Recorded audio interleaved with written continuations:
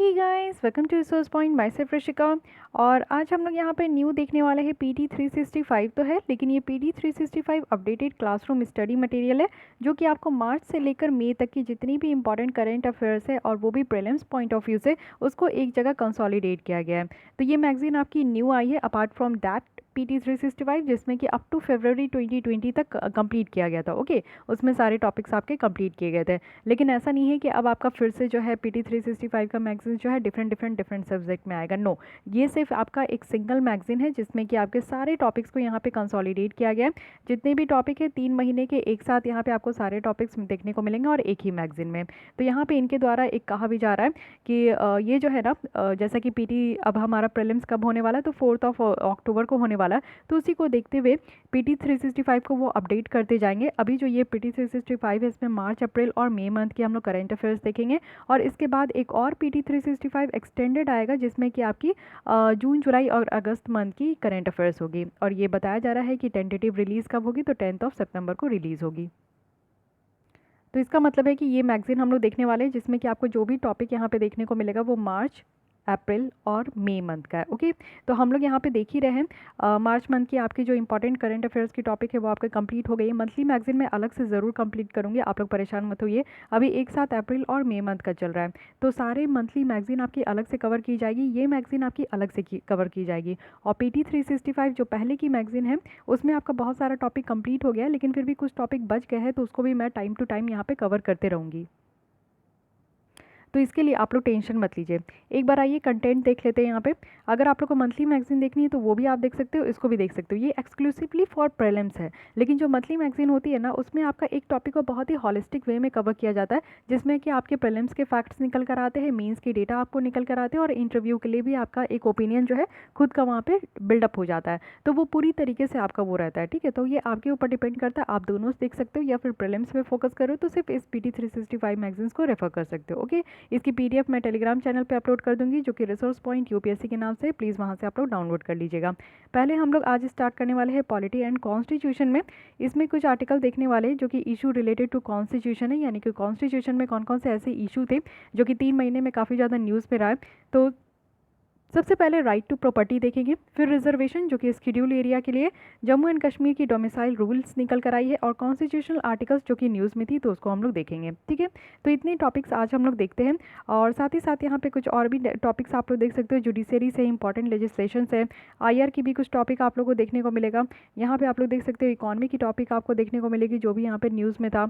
उसके बाद आगे आते हैं तो सोशल इशूज़ की टॉपिक है, इन्वायरमेंट की टॉपिक है। 3 महीने का टॉपिक जो जो इंपॉर्टेंट था उसको यहाँ पे एक जगह आपका इकट्ठा किया गया है। साइंस एंड टेक में आप लोग देख सकते हो जो भी टॉपिक यहाँ पे है। साथ ही आर्ट एंड कल्चर की भी यहाँ पे आपको इंपॉर्टेंट टॉपिक्स देखने को मिल जाएगा, एक साथ आपका इकट्ठा कर दिया गया है। ओके, सो काफ़ी अच्छी ये आप कह सकते हो कि पीटी 365 की ये आपकी मैगजीन हो जाती है, जिसमें कि एक जगह जो है आपको सारे प्रीलिम्स फैक्ट्स एंड डेटास मिल जाते हैं। तो चलिए स्टार्ट करते हैं पॉलिटी एंड कॉन्स्टिट्यूशन के साथ। और अगर आप लोग मेरे चैनल पर न्यू आए हो और इस तरीके से आप लोग को प्रीलिम्स के लिए तैयारी कर रहे हो और जितना भी पीटी 365 है उसको कवर करना चाहते हैं, तो मेरे चैनल को सब्सक्राइब कीजिए। प्लेलिस्ट में आकर आप लोग देख सकते हो, और आगे आने वाले जितने भी पीटी 365 है उसको भी कंप्लीट करना है, तो आप लोग मेरे साथ जो है जुड़ सकते हो, जिसमें कि आपको डेली बेसिस पे लेसन्स देखने को मिलेगा। तो स्टार्ट करते हैं हम लोग अपने फर्स्ट आर्टिकल के साथ। और फर्स्ट आर्टिकल में फर्स्ट टॉपिक है हमारे यहाँ पे जो भी इशू रिलेटेड है कॉन्स्टिट्यूशन में, यानी कि संविधान से रिलेटेड कुछ भी इशूज़ है उसको हम लोग यहाँ पे देखने वाले हैं। सबसे पहले जो इशूज़ थी वो यहाँ पे राइट टू प्रॉपर्टी को लेकर है। जैसे कि आप लोग को पता है कि हमारे संविधान में पार्ट 3 में यहाँ पे फंडामेंटल राइट आपको देखने को मिलेगा। फंडामेंटल राइट जो है टोटल आपको 12 से लेकर 35 आर्टिकल्स तक देखने को मिलेगा। इसमें से जो है पहले क्या था ना कि आपका राइट टू प्रॉपर्टी जो है वो फंडामेंटल राइट में ही इंक्लूड था, लेकिन बाद में इसको फंडामेंटल राइट से हटाकर इसको कॉन्स्टिट्यूशनल राइट रख दिया गया है। ओके, तो इसी के बारे में हम लोग डिटेल्स देखते हैं, लेकिन पहले समझिए कि न्यूज़ में क्यों था। क्योंकि समटाइम्स ऐसा होता है ना कि टॉपिक आप जब तक ये नहीं समझने का कोशिश कीजिएगा कि न्यूज़ में क्यों था, तो आप लोग एग्जाम में भी क्लिक नहीं कर पाते हो कि ये क्वेश्चंस कहाँ से आया है। तो टॉपिक समझने के लिए, एग्जाम में जो क्वेश्चंस आता है वो समझने के लिए आपको ये समझना होगा कि न्यूज़ में था या नहीं था ये टॉपिक, तो उससे आप लोग बेटर जो है रिलेट कर पाओगे। अब यहाँ पे न्यूज़ में इसलिए है क्योंकि सुप्रीम कोर्ट के द्वारा ये बार बार ऐसा कहा जा रहा है कि अगर किसी पर्सन का अगर उनका खुद का प्राइवेट प्रॉपर्टी है और फोर्सफुली अगर उनके प्रॉपर्टी से डिस्पोजिशन किया जा रहा है, इट मीन्स कि उनका जो खुद का प्रॉपर्टी है उनके प्राइवेट प्रॉपर्टी से अगर ज़बरदस्ती उनको हटाया जा रहा है, ज़बरदस्ती उनको जो है निलंबित किया जा रहा है, उनको जो है उस प्रॉपर्टी से हटाया जा रहा है बिना किसी ड्यू प्रोसेस ऑफ लॉ के, तो ये ह्यूमन राइट का वायलेशन है। तो ऐसा सुप्रीम कोर्ट के द्वारा बार बार कहा जा रहा है, क्योंकि आप लोग को पता है कि ऐसा बहुत ज़्यादा होता है। लोग अपनी ज़मीन खरीदते हैं लेकिन समटाइम्स ऐसा होता है कि उनके परिवार वाले या फिर कोई और जो है उनके ज़मीन पर कब्जा कर लेते हैं और उनको उस ज़मीन से वंचित कर देते हैं। तो उनका जो खुद का प्राइवेट प्रॉपर्टी है, उन्होंने अपने पैसे से, अपने मेहनत के पैसे से उन्होंने जो अपना ज़मीन खरीदा, वो एक समय के बाद क्या होता है कि किसी और के द्वारा जो है उस ज़मीन से उस इंसान को डरा धमका के या किसी और तरीके से जो है उनसे वंचित करा दिया जाता है। तो ये सुप्रीम कोर्ट के द्वारा क्या कहा जा रहा है कि अगर ऐसा हो रहा है बिना किसी ड्यू प्रोसेस ऑफ लॉ, यानी कि जो कानून का प्रोसेस है उसके बिना अगर ऐसे किसी भी लोगों को ज़बरदस्ती उनके जो प्रॉपर्टी है उनसे अगर हटाया जा रहा है तो ये गलत है। ठीक है, ये ह्यूमन राइट का वायलेशन है। तो अब राइट टू प्रॉपर्टी के बारे में डिटेल समझते हैं, जो कि क्वेश्चन आपका इससे बनने वाला है। तो कॉन्स्टिट्यूशन में अगर आप देखोगे, जो ओरिजिनल कॉन्स्टिट्यूशन है उसमें राइट टू प्रॉपर्टी को फंडामेंटल राइट में रखा गया था, और यहाँ पे आप लोग देखो कि आर्टिकल 19 में और आर्टिकल 31 में रखा गया था। कई बार ये आपका सवाल पूछा जाता है कि राइट टू प्रॉपर्टी कहाँ कहाँ मेंशन था। तो राइट टू प्रॉपर्टी आपका दो राइट में था, दो आर्टिकल में था, जो कि आर्टिकल 19 और आर्टिकल 31 में था। आर्टिकल 19 के 1 और F में जो है यहाँ पे इंडियन सिटीजन्स को ये गारंटी किया गया है कि वो अपने प्रॉपर्टी को एक्वायर कर सकते हैं, होल्ड कर सकते हैं और डिस्पोज कर सकते हैं। वहीं अगर आर्टिकल 31 की बात करें तो यहाँ पे ये कहा जा रहा है कि कोई भी पर्सन जो है उनको अपने प्रॉपर्टी से डिप्राइव नहीं किया जा सकता बिना किसी प्रॉपर अथॉरिटी के कंसर्न के। यानी कि अगर मेरे पास मेरी खुद की ज़मीन है तो कोई भी जो है मुझे मेरी ज़मीन से वंचित नहीं कर सकता ड्यू प्रोसेस ऑफ लॉ के बिना। यानी कि कोई ऐसे अथॉरिटी होना चाहिए जो कि मुझे बताए कि मैंने जो ज़मीन लिया है वो गलत तरीके से लिया है, या फिर मेरी ज़मीन जो है वो बिल्कुल भी ऑथेंटिकेट नहीं है मेरे लिए। तो कुछ भी ऐसा करके जो है ना एक कानूनी तरीके से एक मेरे ऊपर जो है एक अच्छा खासा अथॉरिटी होना चाहिए जो कि इस तरीके से मेरे अगर ज़मीन से मुझे वंचित करते तो इट्स ओके फाइन, बट बिना उसके अगर मुझे वंचित करते तो ये मेरे जो फंडामेंटल राइट है उसका हनन है। तो ये आर्टिकल आपका 19(1)(f) में था और आर्टिकल 31 में था। ओके, वहीं अगर आर्टिकल 31 की 2 क्लॉज में आप देखोगे तो यहाँ पे दो लिमिटेशन रखा गया था, वो भी state power of acquisition of land. क्योंकि आपको ये पता है कि स्टेट गवर्नमेंट भी कई बार क्या करती है कि डेवलपमेंट के लिए जो है ना बहुत सारे लोगों का जो ज़मीन है उसको अपने अधीन ले लेते हैं और फिर उस लोगों को उस ज़मीन भी नहीं प्रोवाइड करते। तो यहाँ पे आर्टिकल 31 के 2 क्लॉज में ये भी प्रोविजन रखा गया है कि दो लिमिटेशन है, यानी कि स्टेट के पावर का अगर वो यहाँ पे आपका लैंड एक्विजिशन करते तो उसमें लिमिटेशन है। पहला लिमिटेशन ये है कि जो कंपलसरी एक्विजिशन है और यहाँ पे अगर ज़रूरत है लैंड का तो ये यहाँ पे पब्लिक पर्पस के लिए होना चाहिए। मान लीजिए कि सरकार जो है डैम बना रही है, सरकार सड़कें बना रही है, अब वो जो नया सड़क बनाया जा रहा है, नया रोड जो कंस्ट्रक्ट किया जा रहा है, तो वो क्या होता है ना कि समटाइम्स वहाँ पे कुछ लोगों की ज़मीन होती है। तो अगर उस ज़मीन वाले रास्ते से ही उस ज़मीन वाले जगह से ही अगर सरकार वहाँ पर रास्ता बनाना चाह रही है और वहाँ पर बहुत सारे लोगों की ज़मीन वहाँ पर खरीदी गई है, तो सरकार क्या कर सकते हैं कि खाली वही ज़मीन एक्वायर कर सकते हैं जो कि पब्लिक पर्पज़ के लिए ही होना चाहिए। सेकंड चीज़ ये है कि जो भी कानून आपका बनाया गया है किसी भी के बिहाफ में, तो ये आपका जो है कंपनसेशन प्रोवाइड करना चाहिए। यानी कि अगर ये कानून बनाया जा रहा है तो कानून ऐसा बनाना चाहिए कि मान लीजिए कि मेरी ऐसी जगह पे ज़मीन थी जहाँ पे अब जो सरकार है ना, मेरे राज्य सरकार जो है वहाँ पे सड़क बनाना चाह रहे हैं, रोड बनाना चाह रहे हैं, तो मेरी ज़मीन तो गई, लेकिन उस ज़मीन के बदले मुझे उतना पैसा मिलना चाहिए, कंपनसेशन मिलना चाहिए, तभी तो ये वैलिड हो पाएगा ना। तो ये दो लिमिटेशंस जो है आपका आर्टिकल 31 के 2 में रखा गया है। इसी का आप नैरो स्कोप देखिएगा तो इसको मॉडिफाई किया गया है बहुत बार। यानी कि इसमें जो है ना ये राइट टू प्रॉपर्टी जब से हमारे फंडामेंटल राइट में आया था, क्योंकि आपको पता है कि ज़मीन को लेकर जो है ना हर एक दूसरे पर्सन को कहीं ना कहीं इशू होता है। जो भी ज़मीन लेता है, आप लोग भी अगर कभी कहीं भी ज़मीन लिए हो कहीं पे भी, तो आप लोग को ये पता होगा कि आपके बगल में जिसका भी ज़मीन होगा ना वो क्या करते हैं कि अपना थोड़ा थोड़ा जो है अगर ईंटा ऊपर करते हैं, यानी कि ईंट जब लगाते हैं अपनी बाउंड्री बनाते हैं, तो वो आपकी भी बाउंड्री का जो है ना थोड़ा सा हिस्सा लेकर वहाँ से बाउंड्री उठा देंगे। तो ये जो है ना बहुत ही बेसिक सा रीज़न है और हमारे इंडिया में ये बहुत ज़्यादा देखने को मिलता है। इवन ग्रामीण क्षेत्र में और अर्बन क्षेत्र में भी आपको ये सारी चीज़ें बहुत देखने को मिलता है। तो क्या हुआ कि सरकार बहुत परेशान हो गए, बहुत बार इसमें क्रिटिसिज्म किया गया, बहुत बार इसमें कॉन्स्टिट्यूशनल अमेंड किया गया। जैसे कि आप लोग देख सकते हो कि 1st अमेंडमेंट हुआ, 4th अमेंडमेंट हुआ, 17th अमेंडमेंट हुआ, इवन 25th अमेंडमेंट हुआ और सेकंड अमेंडमेंट हुआ। तो ये कॉन्स्टिट्यूशनल अमेंडमेंट हुआ कई बार जाकर, लेकिन जब लास्ट में ये नहीं रहा गया तभी यहाँ पर डिसीजंस लिया गया कि अब यहाँ पर राइट टू प्रॉपर्टी को फंडामेंटल राइट के अधीन नहीं रखा जा सकता है। तो क्या हुआ कि फिर इसको जो है ना आपका हटा दिया गया, यानी कि फाइनली 44 जो कॉन्स्टिट्यूशनल अमेंडमेंट एक्ट हुआ उसमें इंटायर आर्टिकल जो 31 था और यहाँ पे 19(1)(f) था उसको हटाया गया और इसको इंसर्ट किया गया आर्टिकल 300A में। तो इसको आप लोग को ध्यान रखना है।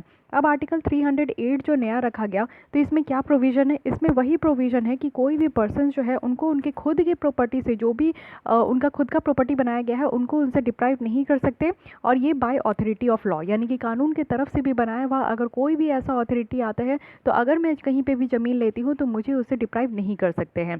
इसका मतलब ये हुआ कि प्रॉपर्टी जो है ना अब यहाँ पे फंडामेंटल राइट नहीं रहा। फंडामेंटल राइट आता था तो क्या करते थे, सारे लोग कोर्ट पहुँच जाते थे, क्योंकि आपको पता है कि आर्टिकल 32 के तहत जो है हमें सुप्रीम कोर्ट जाने का अधिकार है, आर्टिकल 226 में हमें हाई कोर्ट जाने का अधिकार है रिट्स वगैरह इशू करके। तो इस तरीके से सारे लोग जो है ना हर एक दूसरे लोग जो है बार बार आप समझ सकते हो कि कोर्ट अगर इस तरीके से पहुंचेंगे तो कितना लंबा जो है केसेस हो जाएगा। हमारे यहाँ कोर्ट में तो अभी भी आप लोग देख सकते हो कि 3 लाख से ज़्यादा जो है पेंडिंग केसेस है। अगर इस तरीके से ज़मीन के लिए सब लड़ने लगेंगे तो फिर तो हो गया, हर कोई इंसान जो है यहाँ पे ज़मीन खरीदता है, हर कोई इंसान को जो है ज़मीन से लेकर प्रॉब्लम होती है। तो इसलिए अब क्या है ना कि 44th कॉन्स्टिट्यूशनल अमेंडमेंट के बाद क्या हुआ कि फंडामेंटल राइट अब ये जो है प्रॉपर्टी नहीं रहा, और जो एग्रीव्ड इंडिविजुअल थे यानी कि जो भी लोग यहाँ पे परेशान थे तो अब वो यहाँ पे जो है ना सुप्रीम कोर्ट जा पाएंगे आर्टिकल 32 के तहत, अगर उनका यहाँ पे इस तरीके से आर्टिकल 300A अगर वायलेट होता है। तो एक कानून है जो कि नेसेसरी है, जो कि अगर यहाँ पे आपके किसी भी लोगों की अगर प्रॉपर्टी को डिप्राइव करते हैं तो उसके लिए एक कानून बनाना ज़रूरी है, तो ये भी इसके अंदर रखा गया। साथ ही साथ अब ये देखते हैं कि यहाँ पे बात किया जा रहा है कि right to property as a human right, ये हमारा अधिकार है। अगर हम ह्यूमन बींग हैं तो हम अपनी ज़मीन और हम अपनी प्रॉपर्टी बना सकते हैं। अब प्रॉपर्टी किसी भी तरीके से हो सकती है, चाहे हमारा घर हो, विला हो, डुप्लेक्स हो, गाड़ी हो, मर्सिडीज़ हो, ओके। तो कोई भी तरीके से मैं अपनी प्रॉपर्टी खड़ा कर सकती हूँ। सेवरल केसेस में आप देखोगे तो सुप्रीम कोर्ट जो हमारे इंडिया के हैं उनके द्वारा ये कहना है कि जो राइट टू प्रॉपर्टी है ना ये जस्ट एक स्टैट्यूटरी राइट नहीं है, बट ये ऑल्सो एक ह्यूमन राइट भी है। Universal declarations of human right 1948 के अगर अकॉर्डिंग चले तो यहाँ पे आपका सेक्शन 17(1) और 17(2) है जिसमें कि राइट टू प्रॉपर्टी को रिकॉग्नाइज किया गया है। तो जब भी इसके बारे में भी क्वेश्चंस पूछा जा सकता है तो इस पर भी आप लोग ध्यान रखिएगा।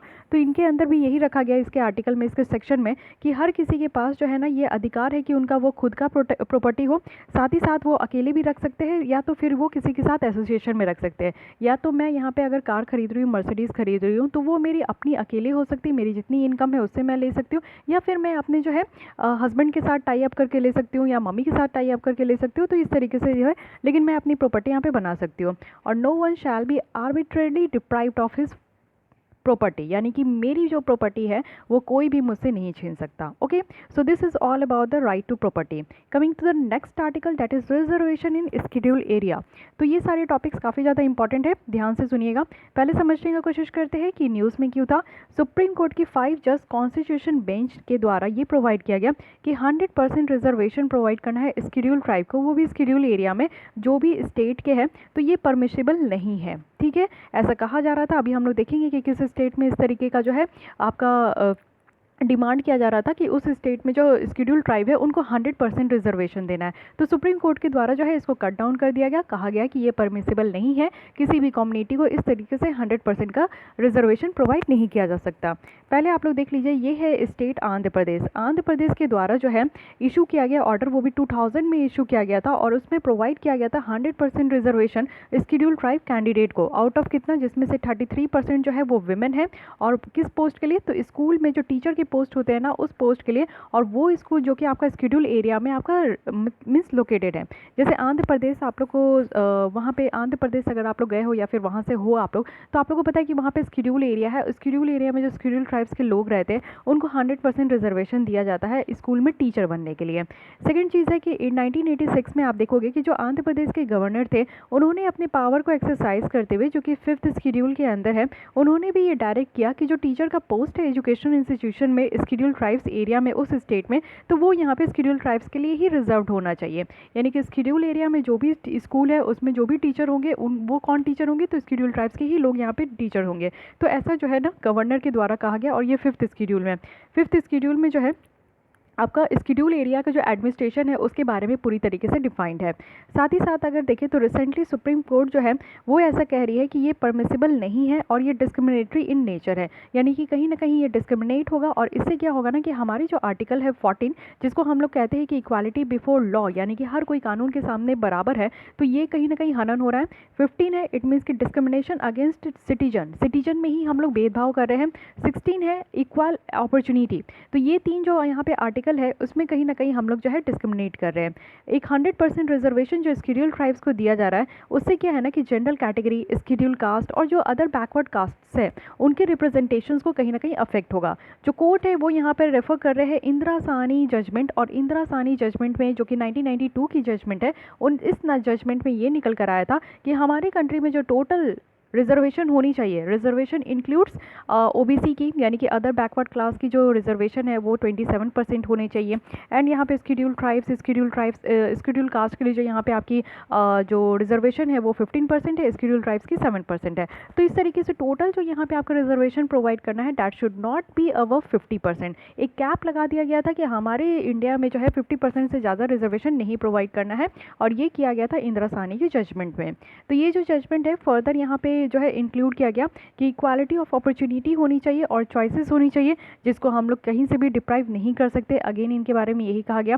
तो ये आप लोग देख सकते हो कि जो पावर है गवर्नर का कि वो यहाँ पे कुछ मॉडिफिकेशन कर सकते हैं, कुछ एक्सेप्शंस लेकर आ सकते हैं जो भी पार्लियामेंट्री कानून बनाई जाती है 5th शेड्यूल के अंदर। तो ये 5th शेड्यूल के अंदर जो है मेनली जो शेड्यूल एरिया है उनके एडमिनिस्ट्रेशंस के बारे में कहा जाता है, और उसके एडमिनिस्ट्रेशंस के लिए जो उस स्टेट के गवर्नर होते हैं उनके पास अलग से एक पावर होता है कि वो किसी भी कानून को जो कि पार्लियामेंट के द्वारा बनाई जाती है, तो उसमें अगर उनको ऐसा लगता है कि उनके एरिया के अकॉर्डिंग, उनके पीपल्स के नीड के अकॉर्डिंग अगर उसमें किसी भी तरीके का मॉडिफाई करना है तो वो कर सकते हैं, किसी भी तरीके का एक्सेप्शंस रखना है तो वो भी यहाँ पे रख सकते हैं। तो ये काम कर सकते हैं। इसका मतलब ये नहीं है कि वो इसको सब्स्टिट्यूट बना दे या फिर कोई दूसरी लॉ इसकी जगह ला दे, ये नहीं कर सकते। पार्लियामेंट के द्वारा जो कानून बनाया गया उसमें सिर्फ गवर्नर मॉडिफाई कर सकते हैं या फिर कुछ जो है छूट दे सकते हैं। ओके, अब यहाँ पे 5th शेड्यूल के बारे में बात हो रही है तो इसके बारे में भी डिटेल देख लीजिए, क्योंकि हर साल कोई ना कोई शेड्यूल के बारे में आपकी क्वेश्चन जरूर आती है यूपीएससी में।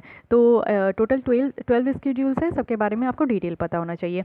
5th शेड्यूल के बारे में देखते हैं। 5th शेड्यूल का जो चर्चा है वो हमारे आर्टिकल 244 में दिया गया है हमारे संविधान में, जिसमें कि जो शेड्यूल एरिया है other than north east India में आप लोग देखोगे कुछ स्टेट है, तो उसके अलावा जो हमारे और भी स्टेट बच जाते हैं, जिसमें कि आपके नॉर्थ, वेस्ट और साउथ के जो स्टेट है उसमें भी कुछ ऐसे स्टेट है जो कि शेड्यूल एरिया में आपके काउंट होते हैं। तो उसके एडमिनिस्ट्रेशन के लिए जो भी आपका प्रोविजन रखा गया है वो 5th शेड्यूल में रखा गया है। नॉर्थ ईस्ट इंडिया की बात करें तो यहाँ पे कुछ स्टेट है जैसे कि आप लोग देख सकते हो अरुणाचल प्रदेश, आसाम, नागालैंड, म्यांमार, मिजोरम, मणिपुर, त्रिपुरा। तो ये सारे स्टेट आपको देखने को मिलेंगे जो कि आपके नॉर्थ ईस्ट इंडिया के हैं। लेकिन इसके अलावा आपको पता होना चाहिए कि एट प्रेजेंट कितने सारे स्टेट हैं जिनको कि शेड्यूल एरिया का दर्जा दिया गया है। तो सबसे पहले आंध्र प्रदेश है, जिसमें कि तेलंगाना भी आ गया। हालांकि तेलंगाना को हटा दिया गया था, अलग कर दिया गया था 2014 में, लेकिन अब ये तेलंगाना भी इंक्लूड है। साथ ही यहाँ पे छत्तीसगढ़, गुजरात, हिमाचल प्रदेश, झारखंड, मध्य प्रदेश, महाराष्ट्र, उड़ीसा और राजस्थान। तो इतने स्टेट है जो कि आपके शेड्यूल एरिया के अंदर आते हैं। शेड्यूल एरिया अगर आप स्टेट में देखोगे तो ये ऑर्डर दिया जाता है प्रेसिडेंट के द्वारा, और ये ऑर्डर प्रेसिडेंट कब देती है, तो जो उस स्टेट में जहाँ पे शेड्यूल एरिया घोषित करना है उस स्टेट के गवर्नर से जो है कंसल्ट करके करते हैं। गवर्नर एक रिपोर्ट सबमिट करते हैं एनुअली भी, और जब भी यहाँ पे प्रेसिडेंट को ज़रूरत होता है तो यहाँ पे सबमिट करते हैं। और साथ ही साथ हर एक स्टेट में जहाँ पे भी शेड्यूल एरिया है वहाँ पे आपका ट्राइबल एडवाइजरी काउंसिल होता है, और ट्राइबल एडवाइजरी काउंसिल में यहाँ पे कितने मेंबर होते हैं, तो 20 मेंबर होते हैं। 3/4 जो मेंबर होते हैं ना उनकी यहाँ पर रिप्रेजेंटेटिव स्टेट लेजिस्लेटिव असेंबली में देखने को मिलती है, और वो जो होते हैं 3/4 वो शेड्यूल ट्राइब्स के रिप्रेजेंटेटिव होते हैं। तो ये भी ध्यान रखना है, शेड्यूल ट्राइब्स के लिए अलग से यहाँ पे आपका जो है ट्राइबल एडवाइजरी काउंसिल बनाया जाता है, जिसमें टोटल मेंबर 20 मेंबर होते हैं। और इसमें से भी जो आपका 2/3 आपका 3/4 है, I am really very sorry, 3/4 जो यहाँ पे है ये टोटल मेंबर का, तो ये कौन होने चाहिए, ये आपके शेड्यूल ट्राइब होने चाहिए। तो यहाँ पे 3/4 का मतलब आप लोग समझ सकते हो कि 20 में से जो यहाँ पे आपके 15 मेंबर है वो शेड्यूल ट्राइब्स के होने चाहिए। ओके, गवर्नर को भी यहाँ पे एम्पावर किया गया है कि वो डायरेक्ट कर सकते हैं किसी भी तरीके का पर्टिकुलर जो भी पार्लियामेंट के द्वारा बनाया गया कानून है, स्टेट असेंबली है, तो वो ऐसा कह सकते हैं कि वो उनकी जगह पे जो है अप्लाई होगा कि नहीं होगा, और साथ ही अगर अप्लाई करना है तो उसमें वो मॉडिफाई कर सकते हैं, साथ ही साथ कुछ एक्सेप्शंस भी दे सकते हैं। Okay fine. अब आते हैं थर्ड आर्टिकल जो कि है Jammu and Kashmir domicile rules. So ये न्यूज़ में क्यों था, क्योंकि सेंटर ने अभी डिफाइन किया है डोमिसाइल रूल्स, और ये जो है अपने पावर को एक्सरसाइज करते हुए, और ये पावर उनको किस कानून के थ्रू मिला है, तो Jammu and Kashmir reorganisation act 2019। पहले क्या था कि ये जो पावर है जहाँ पे आपका डोमिसाइल जो डिफाइन किया जाता है वो सिर्फ लेजिस्लेटिव असेंबली के पास है, जो कि जम्मू एंड कश्मीर में थे। इस कानून के अंदर क्या है ना कि डोमिसाइल जो है वो यहाँ पे डिफाइन किया गया था कि कोई भी लोग अगर यहाँ पे 15 साल से union territory of Jammu and Kashmir में रह रहे हैं और स्टडी कर रहे हैं पीरियड ऑफ 7 ईयर्स में, और अपीयर्ड हो रहे हैं क्लास 10th और 12th के एग्जामिनेशंस में, ओके, तो उनको वहाँ का जो है डोमिसाइल कहा जाएगा। डोमिसाइल कहने का क्या मतलब होता है, जिस स्टेट से आप बिलोंग करते हो उस स्टेट का आपको डोमिसाइल दिया जाता है। Citizenship is something else, citizenship हम लोग को कंट्री का मिलता है, लेकिन ये आपका हर एक जगह का जो है जहाँ पे आपने बॉर्न हुआ है, जहाँ पे आपकी जन्म हुई है, वहाँ पे आपको डोमिसाइल देखने को मिलता है। तो यहाँ पे जम्मू एंड कश्मीर जो कि पहले स्टेट था, लेकिन अब इसको जो है 370 आर्टिकल्स को हटा के 2 यूनियन टेरिटरी बना दिया गया। एक आपका जम्मू एंड कश्मीर हो गया और दूसरा लद्दाख वाला रीजन हो गया। तो जम्मू एंड कश्मीर के यूनियन टेरिटरी में ऐसा कहा जा रहा है कि जो भी लोग यहाँ पे 15 साल से रह रहे हैं, साथ ही वहाँ पे पढ़ाई भी कर रहे हैं और 7 ईयर से पढ़ाई कर रहे हैं, इसमें 10th और 12th का अगर एग्जाम भी दिए हैं तो उनको वहाँ का डोमिसाइल मिलेगा। साथ ही यहाँ पे गवर्नमेंट ऑफिशियल्स के बच्चे जो कि यहाँ पे जम्मू एंड कश्मीर में सर्व कर रहे हैं, जो भी गवर्नमेंट ऑफिशियल हैं, और टोटल पीरियड उनको सर्व करते हुए 10 ईयर्स हो गया है। और इस तरीके के रेसिडेंट के जो बच्चे होते हैं जो कि कहीं बाहर रह रहे हैं जम्मू एंड कश्मीर के, बट उनके पेरेंट्स जो है ना वो किसी भी तरीके का कंडीशंस फुलफिल कर सकते हैं और उनको करना भी चाहिए, तो उनको वो जो है बच्चे को यहाँ पे, यानी कि कोई भी गवर्नमेंट ऑफिशियल्स है 10 साल से अगर जम्मू एंड कश्मीर में सर्व करे तो उनके बच्चे को भी यहाँ पे जो है डोमिसाइल मिलेगा। जो ऑर्डर है वो यहाँ पे प्रोवाइड किया जा रहा है कि यहाँ पे कोई भी पोस्ट जो कि गवर्नमेंट की है उसकी डोमिसाइल्स को प्रोटेक्ट करने के लिए, मीन्स जो डोमिसाइल्स है वो किसी भी पोस्ट को देना है गवर्नमेंट में, तो यहाँ पे लोगों को प्रोटेक्ट करने के लिए, जैसे कि सीनियर लेवल पोजीशंस हो गया ग्रुप ए में, ग्रुप बी कैटेगरी में, ग्रुप डी कैटेगरी में, तो किसी भी कैटेगरी में अगर लोग वहाँ पे काम कर रहे हैं तो उनको वहाँ पे डोमिसाइल प्रोवाइड करना है। पहले क्या था कि सारे जॉब जो कि state of Jammu and Kashmir थे में करते थे तो वो एक्सक्लूसिवली रिजर्व था परमानेंट रेजिडेंट ऑफ स्टेट का, यानी कि आप लोग को पता है कि आर्टिकल 370 तो हटाया गया, इसी के साथ एक फ्री में कौन सा आर्टिकल चला गया, तो आर्टिकल 35A चला गया। आर्टिकल 35A और आर्टिकल 370 में बेसिक डिफरेंस क्या था, आर्टिकल 370 जो थी ना वो वहाँ का कॉन्स्टिट्यूशन था। कहने का मतलब है कि आर्टिकल 370 के तहत जो है जम्मू एंड कश्मीर में लोग कैसे रहते हैं, लोगों के लिए क्या क्या प्रोविज़न होना चाहिए, क्या क्या रूल्स होना चाहिए, क्या क्या राइट होना चाहिए, उनका एक अलग फ्लैग होता था, उनकी ज़िंदगी अलग तरीके से चलती थी। हमारी जैसे कॉन्स्टिट्यूशन है बहुत सारी चीज़ है जो कि वहाँ पर लागू भी नहीं होता था, ठीक है, तो वो चीज़ें उनके तरफ से देखने को मिला। आर्टिकल 35A में बेसिकली क्या था ना कि ये हक दिया करता था, यानी कि यहाँ पे एक राइट्स दिया जाता था जो भी वहाँ के एक्चुअल सिटीजन्स होते थे, एक्चुअल वहाँ के रेसिडेंट होते थे, तो जो एक्चुअल रेसिडेंट होते हैं जम्मू एंड कश्मीर के होते थे तो उनको क्या है कि बहुत ज़्यादा प्रेफरेंस दिया जाता था, वही वहाँ पे जो है ज़मीन खरीद सकते थे, प्रॉपर्टी खरीद सकते थे, वहीं के लोग जो है ना वहाँ पे जो है प्रॉपर्टी खरीद सकते थे, साथ ही वहीं पे जो है गवर्नमेंट जॉब भी ले सकते थे। तो जो गवर्नमेंट जॉब पहले दिया जाता था सिर्फ वहाँ के परमानेंट रेसिडेंट को ही दिया जाता था, और ये आपका जो डिफाइंड था आर्टिकल 35A में डिफाइंड था, ओके, तो ये भी ध्यान रखिएगा। Coming to the next topic that is constitutional articles, जो कि न्यूज़ में था, ये बहुत ही इंपॉर्टेंट है, समटाइम्स डायरेक्टली आपसे पूछ लिया जाता है, so you should know this. Article 124(7) ये क्या कहती है कि इसमें आपका जो रिटायर्ड सुप्रीम कोर्ट जज है वो यहाँ पे प्लीड नहीं कर सकते, एक्ट नहीं कर सकते किसी कोर्ट में, और before any authority with in the territory of India, यानी कि कोई भी अगर रिटायर्ड सुप्रीम कोर्ट जज है तो वो ना ही कुछ एक्ट कर सकते किसी भी कोर्ट में, ना ही प्लीड कर सकते हैं, ओके। आर्टिकल 81A है, article 81A is very important because it is related to president. So president जो है वो 12 पर्सन को नॉमिनेट कर सकते हैं जिनका स्पेशल नॉलेज है या फिर कुछ प्रैक्टिकल एक्सपीरियंस है और किसी फील्ड में, जैसे literature, science, art and social science में। इसमें आप देखोगे कि प्रेसिडेंट जो है वो नॉमिनेट किए हैं former chief justice of India Ranjan Gogoi को, वो भी राज्यसभा में। तो ये बहुत ही ज़्यादा बर्निंग न्यूज़ था और इससे जो है ना बहुत ज़्यादा डिबेट एंड डिस्कशन भी हुआ था कि क्योंकि रंजन गोगोई आप लोगों को पता है कि हमारे former chief justice of India है, और former chief justice of India होने के नाते वो राज्यसभा में जाकर बैठ रहे और प्रेसिडेंट उनको नॉमिनेट भी किए थे। तो काफ़ी ज़्यादा जो है इनके फॉर एंड अगेंस्ट में भी बात किया गया था, वो हम लोग जो है ऑलरेडी आर्टिकल्स में हम लोग जब मंथली मैगजीन डिस्कस करते हैं तो वो भी हम लोग देख चुके हैं, ठीक है। तो इनके लिए कहा जा रहा है, इनके लिए आपको पता होना चाहिए कि राज्यसभा में जो है प्रेसिडेंट जो नॉमिनेट करते हैं 12 पर्सन को, वो किस आर्टिकल के थ्रू करते हैं, तो आर्टिकल 81A। ओके, इससे पहले आप देखोगे कि और भी चीफ जस्टिस ऑफ इंडिया थे जो कि हमारे इस तरीके से राज्यसभा में नॉमिनेट होकर आए हैं। तो रंगनाथ मिश्रा है, जस्टिस बहरुल इस्लाम है, जस्टिस कादूर सदानंद है, हेगड़े हैं, जिनको यहाँ पे राज्यसभा में नॉमिनेट किया गया था। Third article which is in news, that is article 171(5) clause. Governor जो है वो यहाँ पे किसी पर्सन को नॉमिनेट कर सकते हैं जिनका यहाँ पे स्पेशल नॉलेज है, प्रैक्टिकल एक्सपीरियंस है, किस किस फील्ड में, तो literature, science, art, cooperative movement and social science में। तो दोनों का आप लोग को हमेशा, जब भी आप प्रेसिडेंट पढ़ते हो तो गवर्नर आप लोग को साइमल्टेनियसली पढ़ना चाहिए, जब भी आप लोग प्राइम मिनिस्टर पढ़ते हो तो चीफ मिनिस्टर आप लोग को साइमल्टेनियसली पढ़नी चाहिए। तो ये एक तरीका है पॉलिटी को पढ़ने का, जिसमें कि आप कंपेयर करके पढ़ोगे तभी चीज़ें आपकी जो है समझ में भी आएगी और लॉन्ग टाइम तक याद भी रहेगी। तो इसलिए ये दोनों आपको एक साथ दे दिया गया है। जो प्रेसिडेंट यहाँ पे 12 मेंबर्स को नॉमिनेट करते हैं वो किस आर्टिकल के थ्रू, तो आर्टिकल 81A। एंड जो गवर्नर यहाँ पे नॉमिनेट करते हैं वो यहाँ पे 171(5) आर्टिकल के अंदर करते हैं। Next article is 164(4) clause. तो एक मिनिस्टर है जो कि किसी भी पीरियड यानी कि 6 कंसेक्यूटिव मंथ अगर वो यहाँ पे लेजिस्लेचर के मेंबर नहीं है स्टेट के, तो वो जो है ना यहाँ पे जब इनका ये टाइम 6 मंथ अगर एक्सपायरी हो गया तो उनको मिनिस्टर नहीं बनने दिया जाएगा, वो मिनिस्टर नहीं कहलाएंगे, ठीक है। तो ये चीज़ है, यानी कि 6 कंसेक्यूटिव मंथ्स यानी कि 6 महीने तक अगर उन्होंने यहाँ पे मेंबरशिप नहीं लिया लेजिस्लेचर का तो फिर वो मिनिस्टर नहीं कहलाएंगे। Last article is article 142।